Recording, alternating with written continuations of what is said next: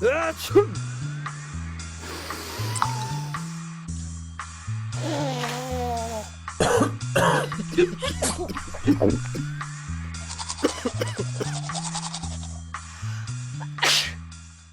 عليكم. اليوم غندويو على واحد المرض تقريبا جانا كلنا، واللي الله يحفظ اللي ما تعالجش مزيان يمكن تنجح عليه مشاكل كبيره. هذا المرض هو الحلاقم.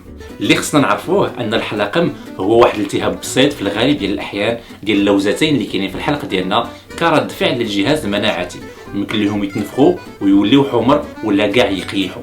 في الغالب ديال الاحيان كتجي معها السخانه، التبريشه، الرعده، الحريق في العضلات ديالنا، ولا حتى الحريق في الحلق اللي يمكن لا يجعل الماكله والشراب صعيبين علينا. واللي خصنا نعرفوه ان 50 حتى 90% ديال الحلاقم السبب ديالهم فيروس، وفي هذه الحاله ما كيلزمناش ناخذوا لي زونتيبيوتيك ولا اللي كنسميو المضادات الحيويه، خاصنا غير الراحه والمسكنات ديال الحراره وديال الالم.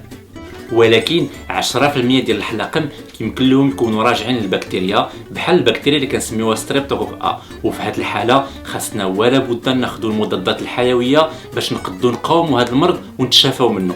وفي كلتا الحالتين خاصنا نزوروا الطبيب المعالج ديالنا باش يمكن له يحدد لينا واش خاصنا ناخذوا لي زونتيبيوتيك ولا لا، وإلا عطاهم لينا خاصنا ناخذوهم كما وصفهم لينا وما نوقفوهمش واخا نحسوا براسنا تحسنا. وهذا هو الغرض اللي كيديروه الغالب ديال الناس، وكيؤدي ان المرض كيتطور الامراض يمكن لها تكون مميته بحال الروماتيزم ديال القلب. وإلا كانوا كيجيونا الحلاقم بزاف ديال المرات في العام خاصنا لابد نقولوها للطبيب المعالج ديالنا باش نشوفوا واش ما نزولوهمش ونجنبوا الاخطار ديالهم.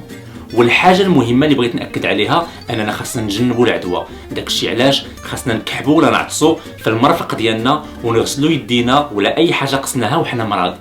وما ننساوش ناكلوا ماكله متوازنه، نمارسوا الرياضه ونجنبوا المخدرات والسجائر والكحول. وفي الاخر بنوصيكم سال الطبيب قبل المجرب. كان معكم الدكتور سي محمد الزعري جابري، نتلاقاو في الحلقه الجايه ان شاء الله.